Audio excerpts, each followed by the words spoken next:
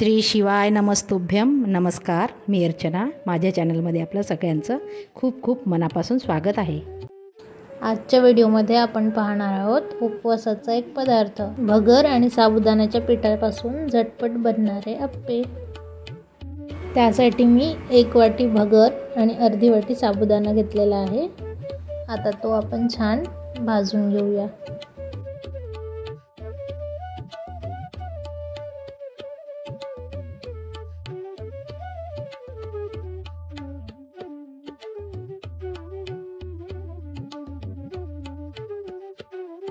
भगर व साबुदाणा छान भाजून झाला की गॅस बंद करून देऊ आणि याला थोडा वेळ थंड होऊ देऊ. आता अप्प्यासाठी लागणारं बाकीचं साहित्य बघून घेऊया. मी 2 मोठ्या आकाराचे आलू शिलून घेतले आणि त्याचे बारीक काप करून घेतले. तोपर्यंत भगर आणि साबुदाणा देखील गार झालेला आहे. आता याला आपण मिक्सरला लावून घेऊ.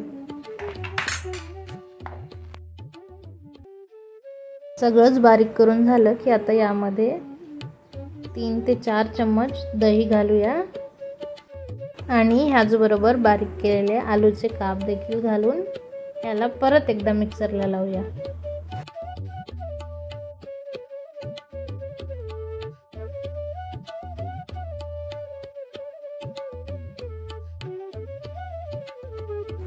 दुसऱ्यांदा बारीक करताना यामध्ये 3 ते 4 किंवा आपल्याला हव्या असतील त्याप्रमाणे मिरच्या घालून घेऊ. एक छोटासा अद्रकचा तुकडा घालून घेऊ.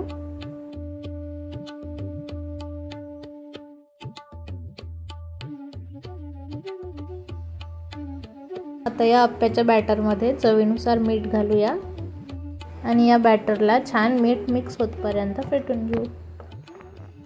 आपल्याला अप्पे करण्यासाठी लागेल अशी व्यवस्थित कन्सिस्टन्सी बॅटरची झालेली आहे. आता हे बॅटर साईडला झाकून ठेवू आणि तोपर्यंत चटणीची तयारी करून घेऊया. आपल्याला चटणी बनवण्यासाठी लागणार आहे थोडेसे शेंगदाणे, ओलं नारळ, 2 ते 3 मिरच्या. आता हे सगळं आपण एका मिक्सरच्या भांड्यामध्ये ओतूया. त्यामध्ये थोडंसं मीठ, 1 ते 1.5 चम्मच दही आणि 1 लहान चम्मच साखर घालून याला मिक्सरला लावून घेऊया. आता इकडे चटणीसाठी आपण तडका तयार करून घेऊया. त्यासाठी थोडंसं तेल छान गरम होऊ देऊ आणि तेल कडकडीत झालं की यामध्ये जिरं घालून घेऊ. जिरं छान तळतळत आहे. आता हे असंच गरम गरम आपण चटणीवर ओतूया. शेंगदाणे आणि ओल्या खोबऱ्याची छान अशी चटणी आपली तयार झालेली आहे. आता आपण अप्पे बनवायला घेऊया. आता या बॅटरमध्ये आपण अर्धी वाटी बारीक केलेला शेंगदाण्याचा कूट घालूया. शेंगदाण्याचा कूट छान मिक्स होईपर्यंत याला फिरवून घेऊ. आता यामध्ये थोडंसं तेल घालून घेऊ.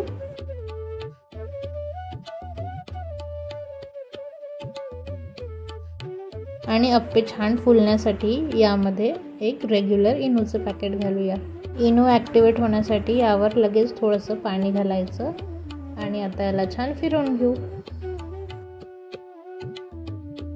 बॅटर रेडी झालेला आहे. आता आपण अप्पे बनवायला घेऊया.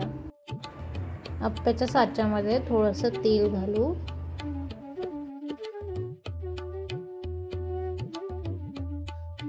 आणि आता यामध्ये थोडं थोडं बॅटर ओतून घेऊ.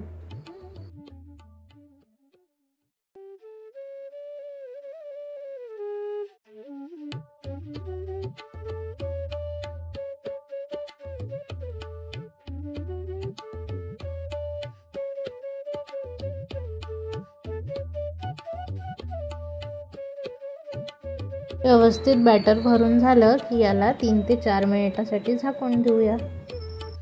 3 ते 4 मिनिटांनंतर आता झाकण खोलून अप्प्यांच्या वरच्या साईडला थोडंसं तेल लावून घेऊ आणि याला दुसऱ्या बाजूने शिजण्यासाठी पलटवून घेऊ.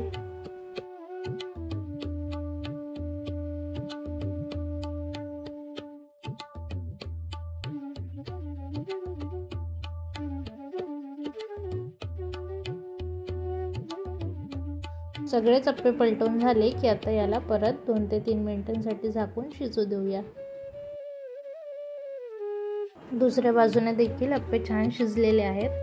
अशाच प्रकारे आपण बाकी अप्पे देखील बनवून घेऊया.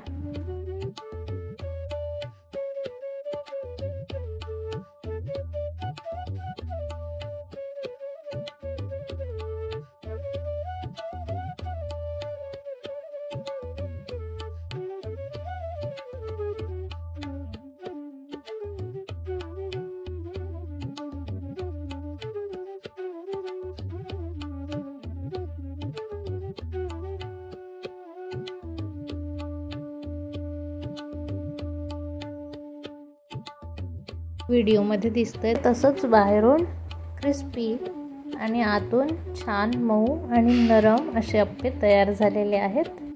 तुम्हाला आवडली काय ही उपवासाची आगळी वेगळी रेसिपी?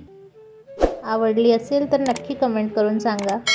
व्हिडिओला लाईक शेअर करा आणि चॅनलवर नवीन असाल, अजूनही सबस्क्राईब केलेलं नसेल तर सबस्क्राईब करायला विसरू नका। शेवटपर्यंत व्हिडिओ पाहिल्याबद्दल धन्यवाद।